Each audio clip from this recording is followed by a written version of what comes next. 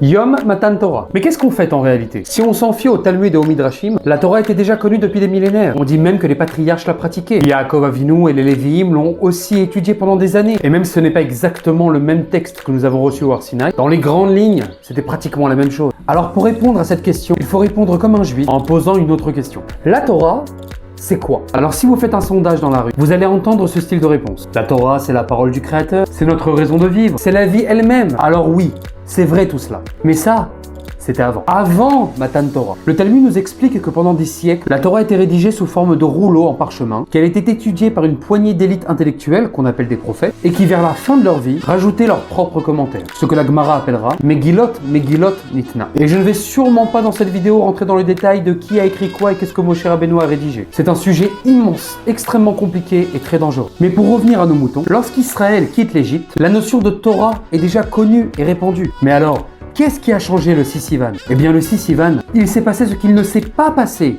en 1948. Ce que David Ben Gurion, Zichrono Livracha, n'a pas pu annoncer. La Torah, cette œuvre divine et intemporelle, est devenue le 6 Sivan, la constitution juridique nationale du peuple d'Israël. Voilà ce qui a changé. Ce n'est pas le style ou la forme, elle est juste devenue constitutionnelle. Mais ça, on l'a oublié pendant l'exil. Étant donné qu'on ne pouvait plus imposer notre juridiction au peuple, la Torah est devenue alors un livre de morale ou de philosophie. Mais notre retour sur la terre promise et la réforme judiciaire actuelle en Israël, qui nous cause tant de malheur et qui est la cause première du 7 octobre, doit nous faire réaliser qu'après 77 ans de bataille juridique, le temps est maintenant venu pour que cette Torah redevienne ce qu'elle fut un jour.